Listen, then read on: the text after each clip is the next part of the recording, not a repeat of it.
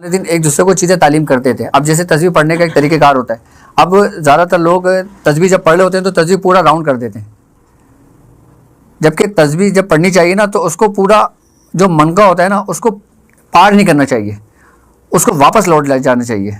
वापस कैसे लौटते हैं?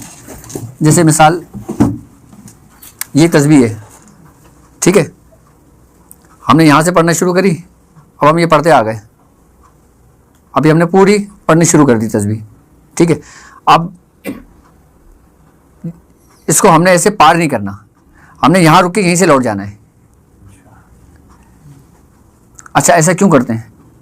उसकी क्या वजह है? पार क्यों नहीं करते? हम तो सिर्फ तादाद ही मुकम्मल कर रहे होते हैं ना, हाथ की वजह से, क्योंकि क़ालू इन्ना लिल्लाहि व इन्ना इलैहि, हर चीज़ में अपने लौटना है, असल की तरफ लौटना है। तो हम इसी तरफ फहराते हैं, इसलिए फहराते हैं कि ताकि हमारा जो एक सर्कल घूम रहा होता है ना रूहानी, अच्छा हम जो चीज़ पढ़ रहे होते हैं ना, हमारे अंदर एक हरारत और एक हिद्दत पैदा हो रही होती है। अब जब एक हरारत और एक हिद्दत को जब तुम लौटाओगे ना तो उसके अंदर तेज़ी आएगी, और जब पार कर जाओगे तो स्लो हो जाएगा। तो इसलिए बुजुर्गान दीन जब तस्बीह पढ़ने को बताते हैं, जब इसको लौटाने का कहते हैं, तो उसकी वजह, उसकी रीज़न ये होती है कि उसके अंदर रूहानियत ठहरती है, रूहानियत कायम मकाम होती है, और बाकायदा जिस जगह बैठा जाता है, जिस जगह पढ़ा जाता है, उस जगह भी उससे मुतासिर होती है, यानी कि फ़ायदा होता है उस जगह को भी।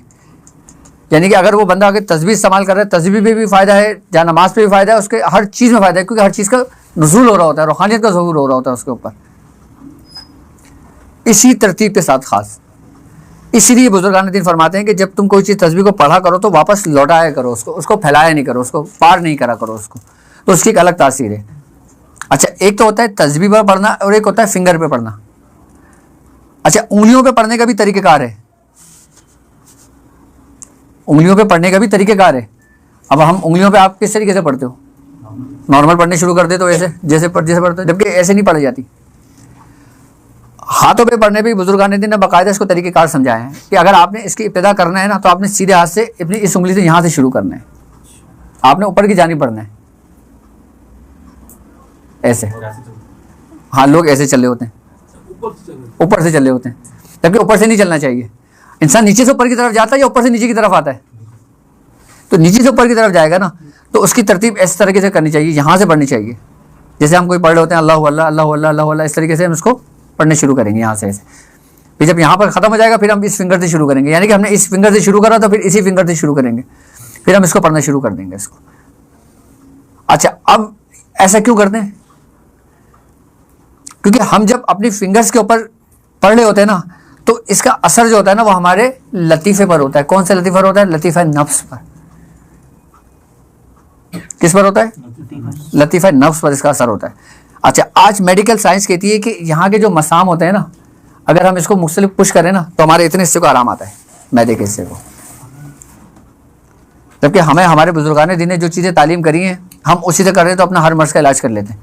यानी कि इनका सबसे बड़ा असर जो होता है ना वो इंसान के मैदे पर होता है। अच्छा, अब मैदा ही जो ना तमाम बीमारियों का घर है।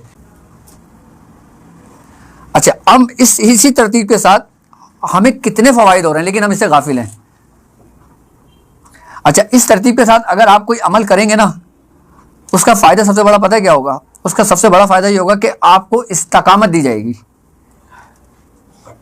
यानी कि आपको इस्तकामत इस सूरत मिलेगी कि आप एक दिन के बाद दोबारा खुद करेंगे, दूसरे दिन के बाद दोबारा खुद पढ़ेंगे, आप भूल नहीं सकते।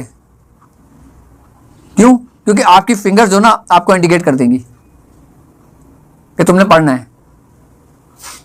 अच्छा, इस तरतीब के साथ अगर हम पढ़ते हैं ना तो ये समझ लो कि हमारे नफ्स को भी फ़ायदा हो रहा होता है, हमारे कल्ब को भी हो रहा होता है, हमारी रूह को भी होता है, और सिर व खफी को भी होता है, क्योंकि हर चीज़ अपने असल नीचे से ऊपर की जानिब बढ़ती है।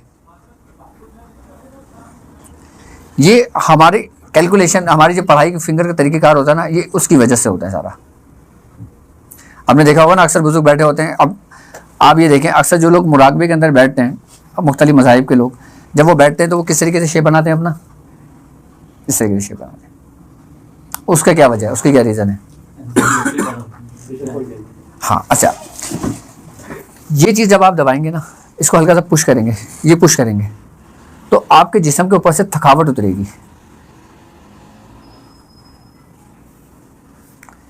आपके जिस्म में एक सुकून सा पैदा होगा। एक पेंचर वाले होते हैं ना, जब वो उनको जब पढ़ते हैं वो, तो उनको बाकायदा हर मसाम के बारे में पढ़ाया जाता है कि किस मसाम का ताल्लुक इंसान के किस आज़ा से है। जैसे योगा हो गया। अच्छा, योगा की भी 99 मंजिलें, उसके भी 99 असबाक है।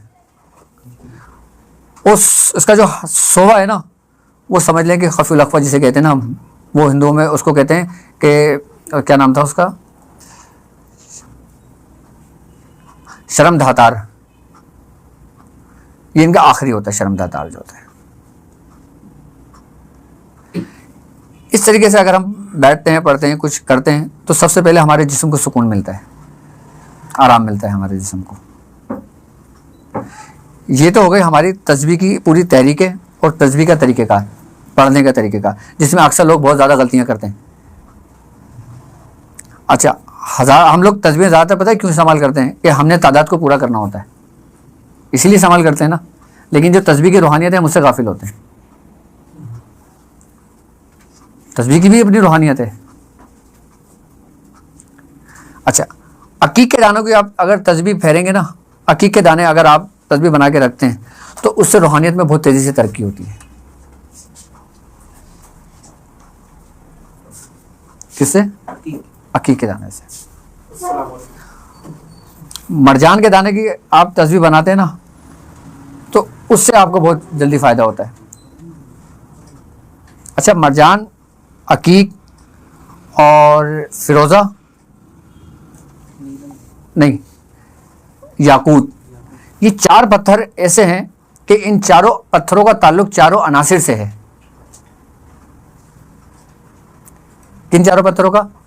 अकीक, मरजान, फिरोज़ा और याकूत।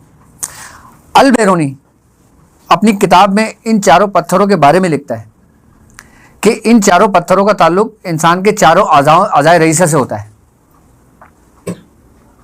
और चारों अनासिर से इसका ताल्लुक है। अल बैरूनी ने इसके ऊपर बड़ी रिसर्च की है बाकायदा, और पूरी किताब